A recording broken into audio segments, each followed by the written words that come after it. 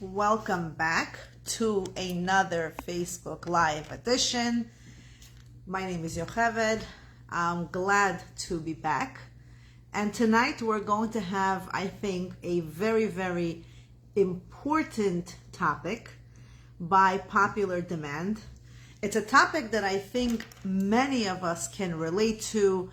Many people struggle in different areas of their life with this topic.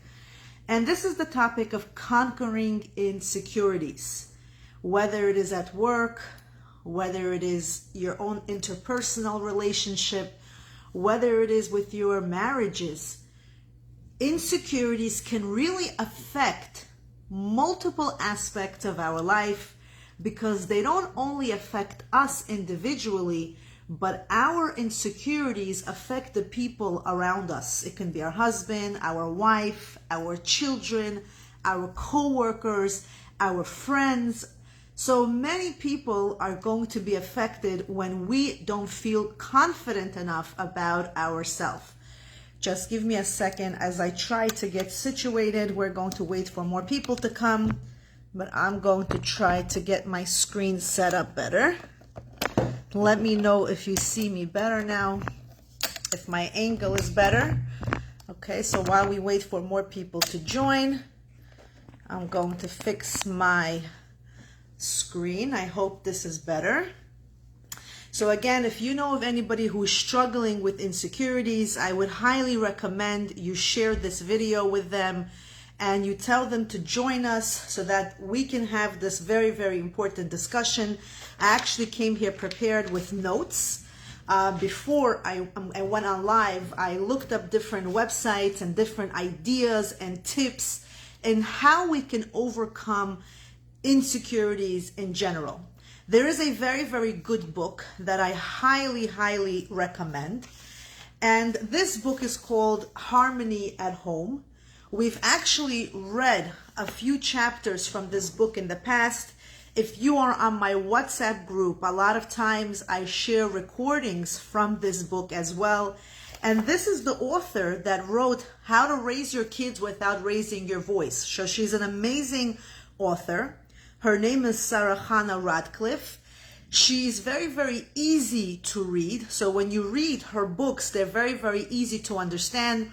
And she covers a lot of real life topics. So the topic is going to be called Conquering Insecurities. And I'm going to read the little paragraph that starts the book off. And then we're going to discuss this little paragraph that the chapter starts off in. It says here, a girl is having a dialogue. She's having this self-talk. She's talking to herself. And she says, I'm in awe of my friend. I'm shocked. Whenever she expresses an opinion, she's so sure about it. I never know if I'm saying the right thing or not. And half of the time, I don't even want to speak up. Because what if I say something and it isn't good? And to make matters worse, I'm sure my kids also suffer from my lack of confidence. So the first thing we see just here in this paragraph alone is that this particular lady who's talking about her friend, she's making one big mistake right here. The mistake is she's comparing herself to her friend. So one of the biggest mistakes when it comes to being insecure, when it comes to feeling that we're not good enough, that we have no self-esteem, is we look at somebody else and we compare ourselves to that other person. And because we feel like, why can't I be like the other person? She's so much more confident. She's so much smarter. She's so sure of herself.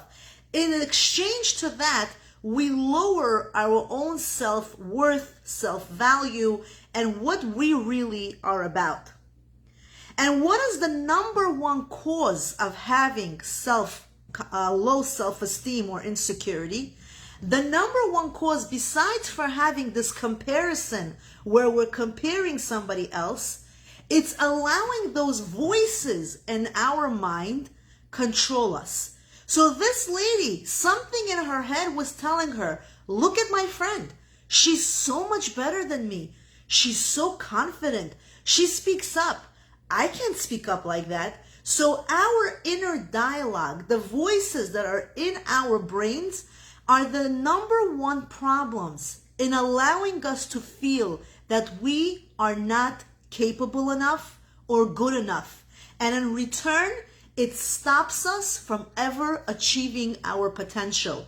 It stops us from having relationships with ourselves, because if you have self-doubts and you're constantly putting yourself down, eventually you don't like yourself.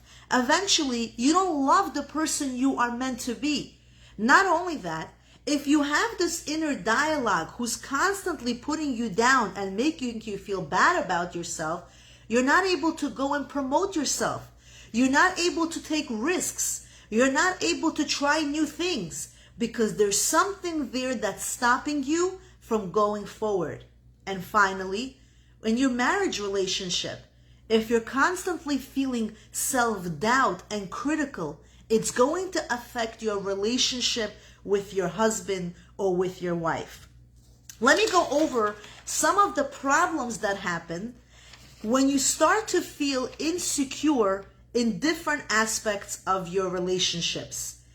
Between a husband and wife, if you feel insecure, you're going to constantly have this feeling of, I'm not enough.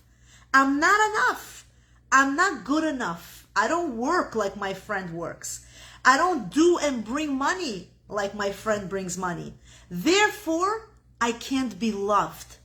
Not only that, if you don't feel loved and you don't feel worthy enough in a relationship, you're going to worry constantly that your partner is one day going to leave you, that your partner is one day going to cheat on you.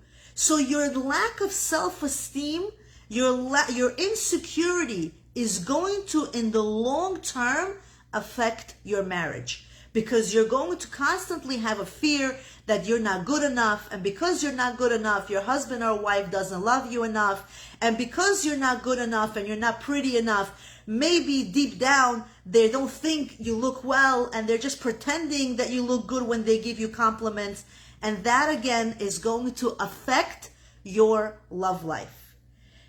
Personal insecurity. How does insecurity affect you on a personal level? You're constantly looking at the mirror and really examining the way your body looks. There's something insecure. You feel fat. You feel like you have maybe some wrinkles. You don't like your smile.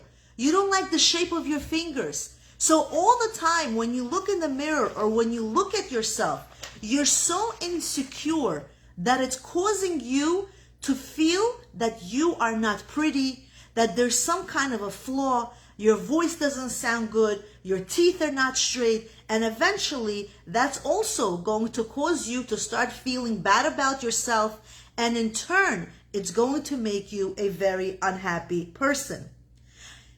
Constantly analyzing, what have I accomplished in my life? Look at my friends. They finished careers, they're married, they have children, and where am I in my life? I didn't reach anything. So you start to again start judging yourself and being very, very hard on yourself and thinking, if my friends have reached A, B, C, D goals and I'm only on goal A, that means I may never get farther in life, and you start to give up. Another very, very serious problem that can affect personal insecurity is the social media.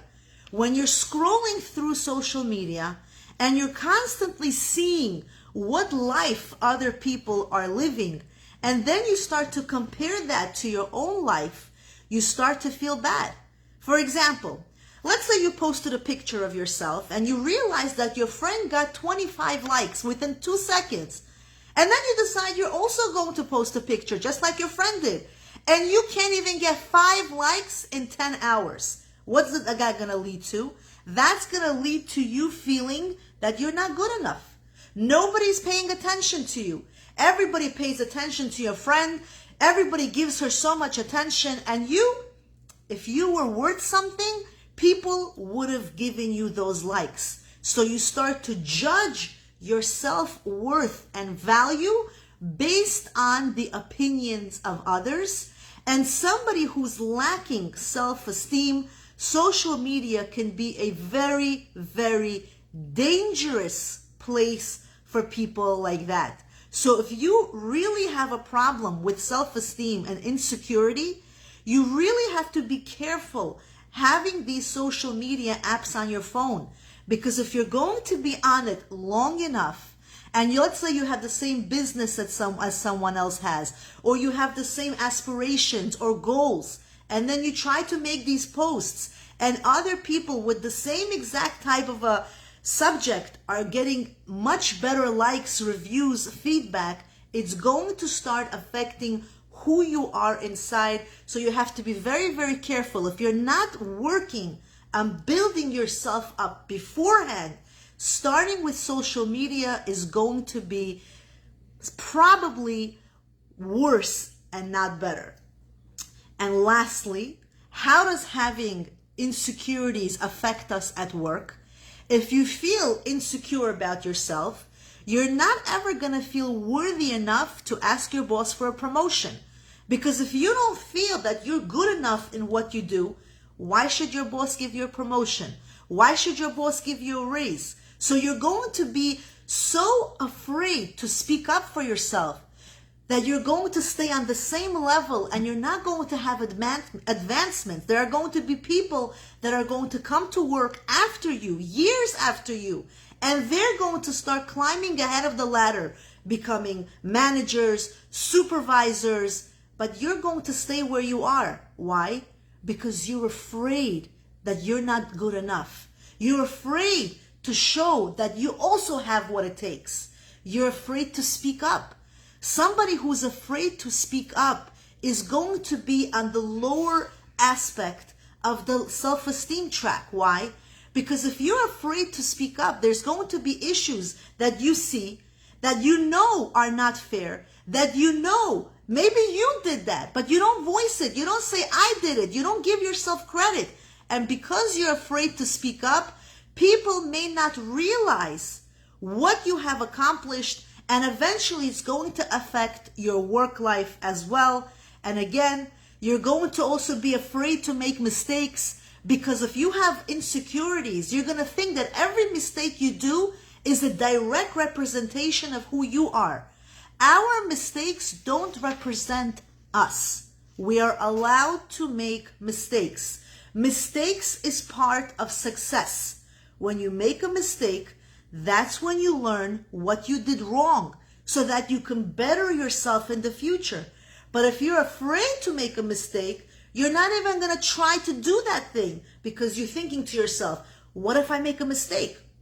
For example, if you're learning how to be a nurse and you're on the job and you have this patient coming into your office and you have to take blood from them, but now you're afraid that if you take blood, the patient is going to start bleeding and they're going to look at you like you don't know what you're doing, you're never going to be able to just stick the needle in and be confident.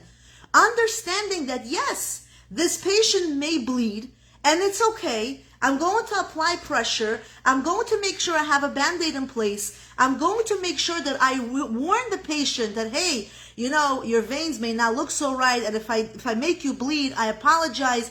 It's all in the matter of how you yourself take that situation into account. If you go into a room and you feel confident and you deep down, you may be afraid, but you tell yourself, it's okay if I mess up. That whatever activity you're doing is going to be an experience where you're going to take pleasure in it because it's going to be a learning experience.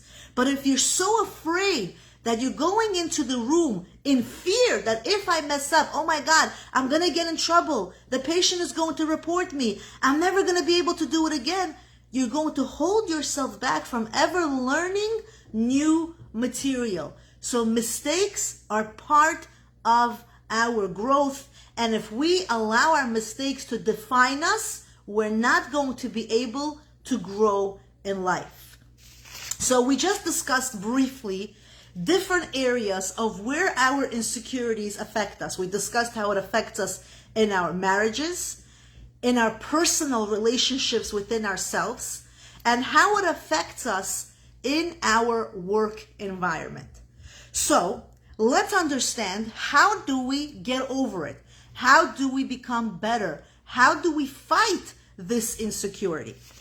Before we tell you the tips on how to fight the insecurities and become stronger, more confident people, I'm going to read another small little chapter from this book, Harmony at Home, and then we're going to go over tips and different ideas on how to overcome insecurity. And by the way, I see many people are joining us. Welcome. If there is a question that you have or some comment that you would like to share with us on how we can overcome the insecurities in different aspects of the relationships we just discussed, please share it with me as well. I'm going to read it if I'm still on live. And I think it's going to help me and other viewers as well, because I think this is a very, very important topic, because each person somewhere in their life, whether it's in their marriage, at their work, within themselves, some people are insecure about their body. They don't like that they have gained weight. And that's going to prevent them from wanting to dress up nice, because they feel so insecure about how they are with their bodies that they don't want to try new outfits. They just want to wear baggy clothing so that nobody sees that they gained weight. But if we fight that insecurity and we say, no, I understand I gained weight. Maybe I was going through a stressful time and I can't diet.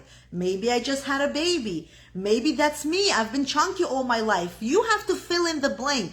And if you are proud of who you are and say, yes, this period in my life, I can be skinnier, but I'm not, and that's okay, I'll get there, and still be proud and confident, you're going to walk outside, you're going to put on nice clothing, and through your own attitude, when you walk out there, people are going to get your vibe.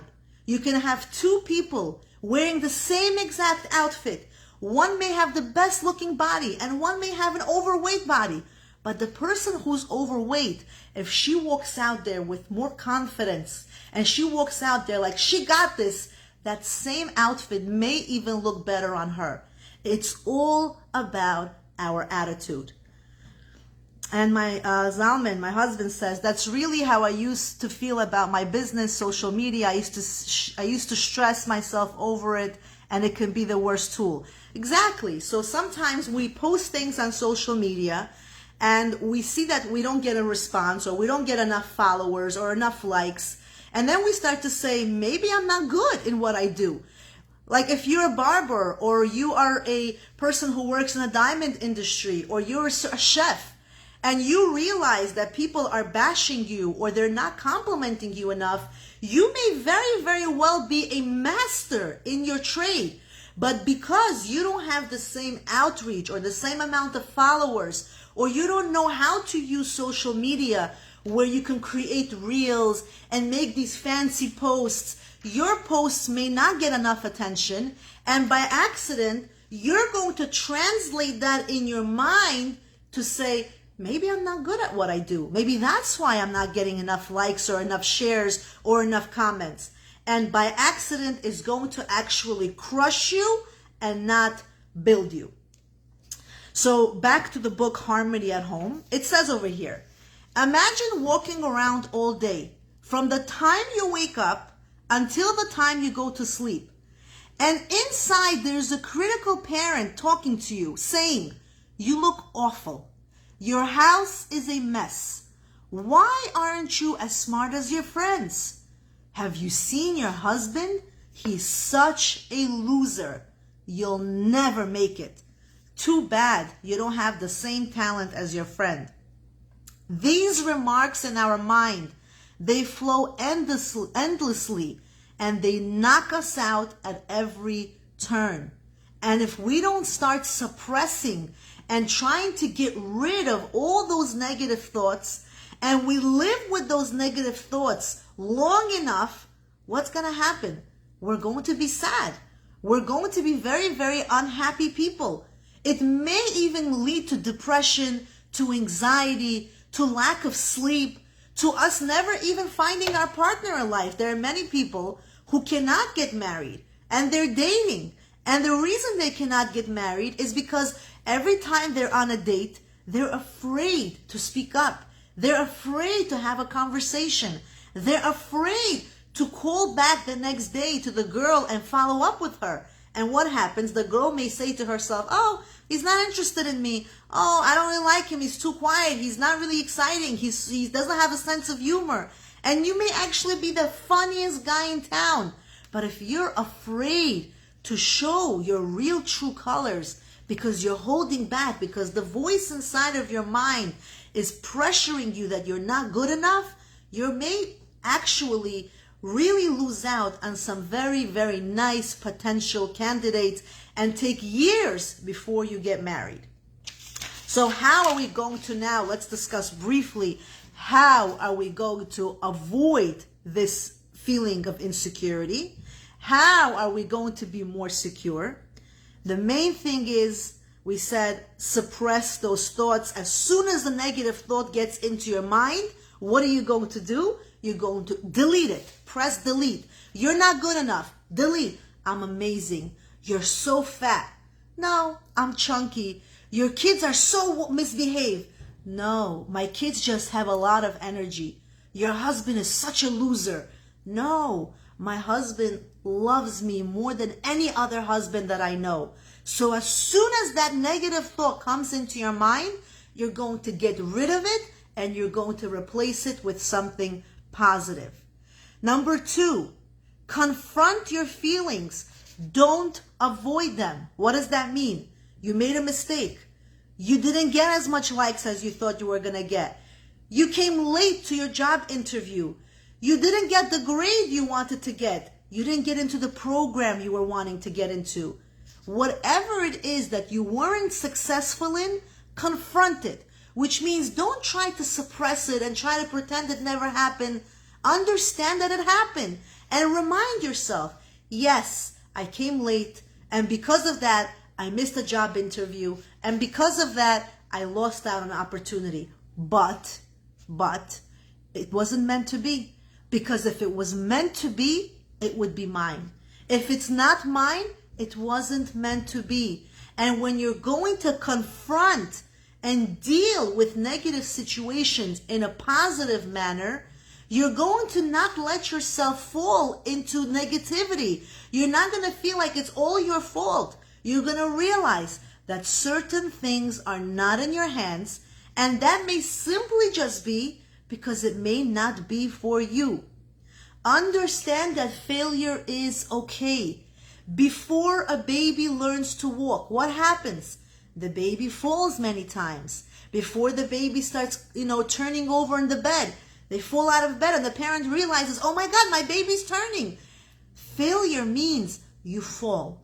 You fall a few times and then you get better and better and better. And eventually you get so good that you start to run. So failure is part of success. And if you realize that, you're not going to be so insecure to make a mistake. Don't be afraid of criticism. Many times our insecurities come from the fear of what others will think of us. What will they say about us? Who cares? You have something to say. You want to speak up and make a toast in public. You want to post a video of yourself speaking about a certain topic, and you're sitting there and you feel, no, who am I? What qualifications do I have? People are going to think I know everything now, and that's why I come on live and I'm teaching the whole world. Oh my God, I don't want to talk. My mother-in-law is going to hear me, or my sister-in-law is going to hear me, or my neighbor is going to hear me. And you're so afraid of what others are going to think of you that you suppress your own talents. You have a nice voice. You came to an event. You have the opportunity to pick up the mic and start singing. Understand that there are going to be people that are going to talk about you. And that's okay. You're not going to be everyone's favorite person, or you're not going to be for everyone. There's different flavors of ice cream. Chocolate, vanilla, strawberry. Some people like chocolate. Some people like strawberry. Some people like vanilla. Some people like everything. So you may not be for everyone. And that is okay. if you're going to suppress your talent and your ability to showcase what you got because of what will people say about me, that's your insecurity. Be prepared that everybody gets talked about, whether you're the president, whether you're somebody very famous in a certain company, whoever it is that you are, people will talk about everyone. And if they talk about you enough, that means you are doing something right. Because think about it. If you came into the conversation of somebody, there are so many people can talk about. So if you made it to someone's conversation, that means you made it to the top. And finally, we should never compare ourselves, our children, our husband, our car, our houses, or anything that is in our life. We should never compare it with anyone else's. What belongs to us is ours. If we have a small little house and somebody else has a huge mansion, it's okay. Because if you start to look at the flip side, maybe you're in a better area. Maybe your house is worth more.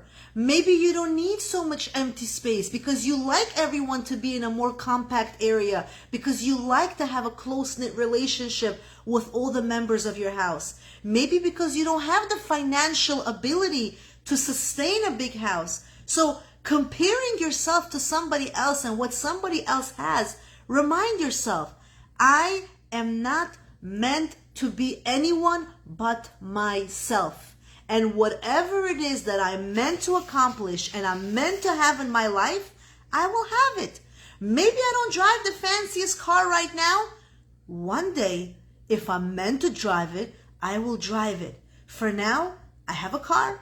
It takes me from point A to point B. I'm okay with it. Whoever it is that wants to drive a fancy car, if I'm going to start to feel insecure, I'm not going to be happy that I even have a car.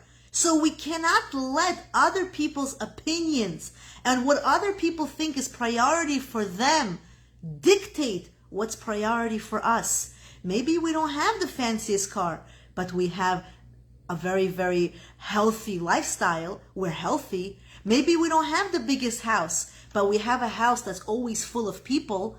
There are some people that have a huge mansion, but their house is always empty.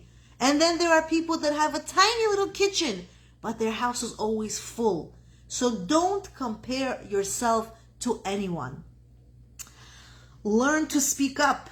What does that mean? Something is bothering you.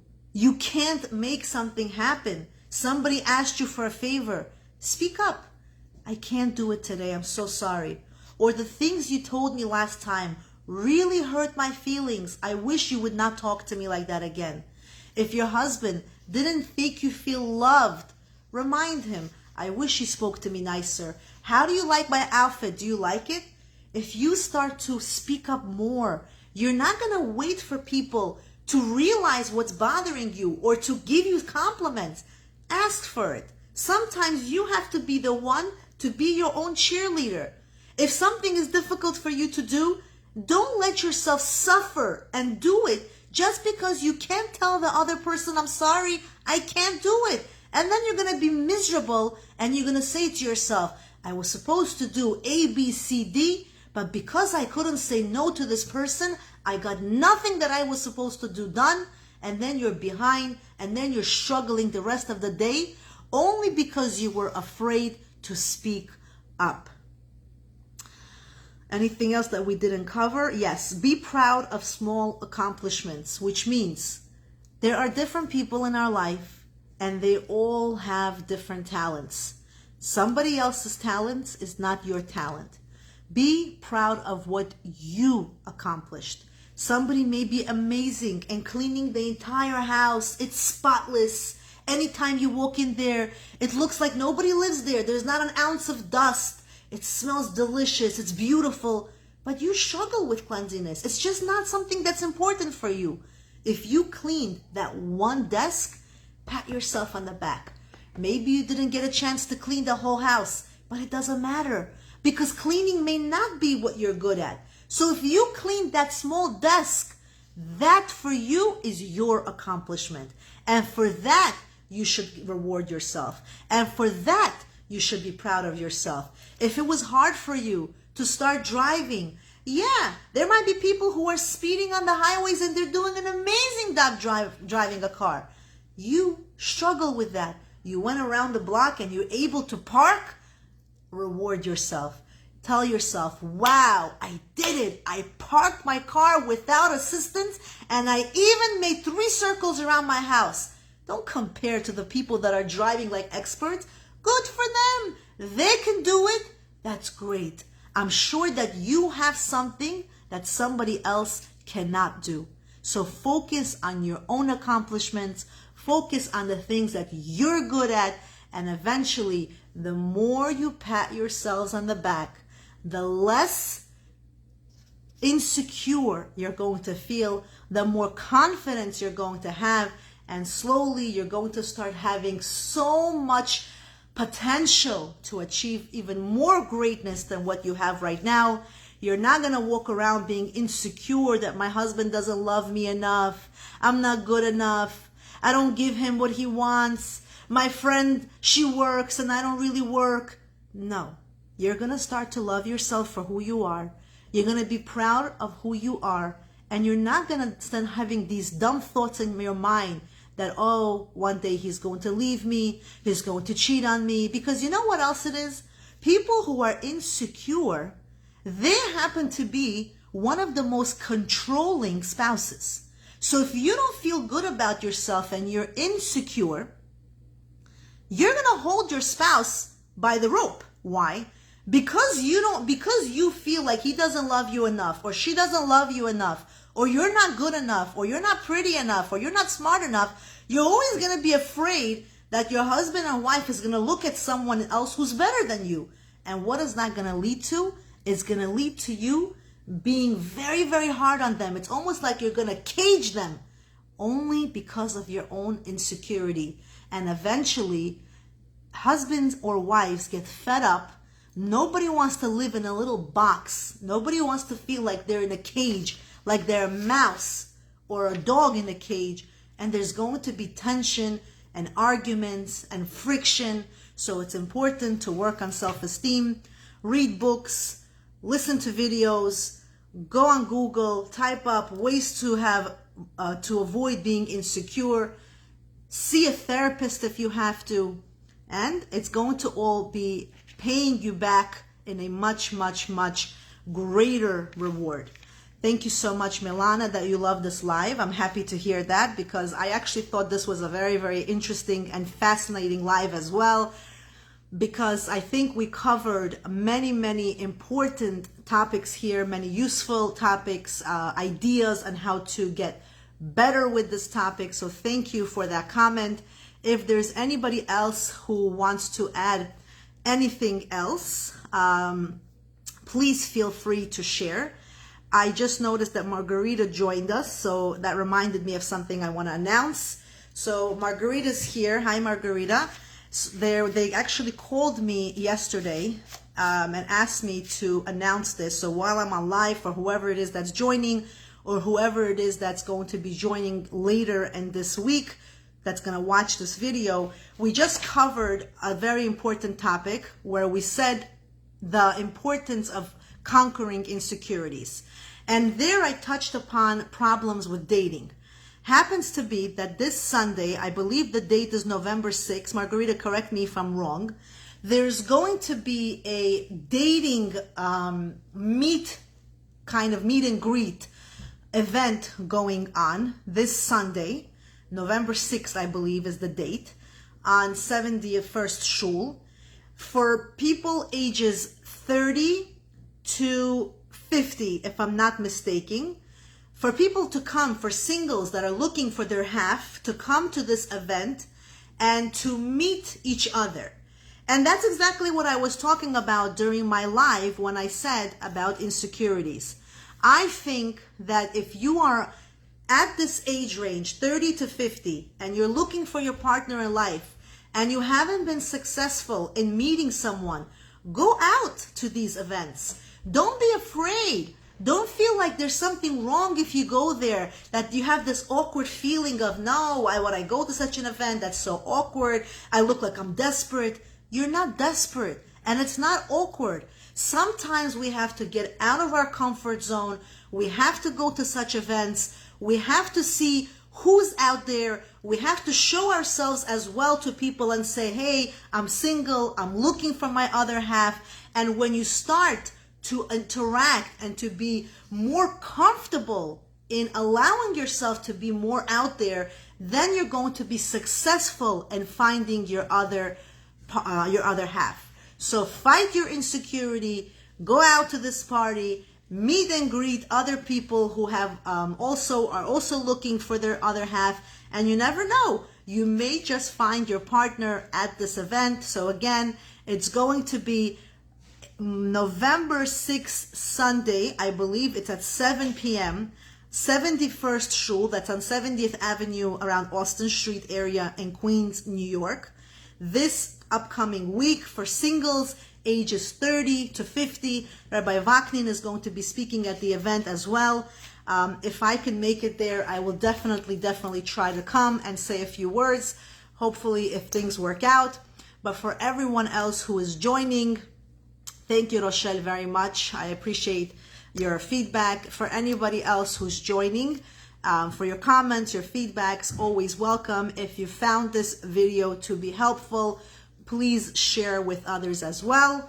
And I will always look forward to your messages and private messages as always. Have a good night, everyone, and stay safe.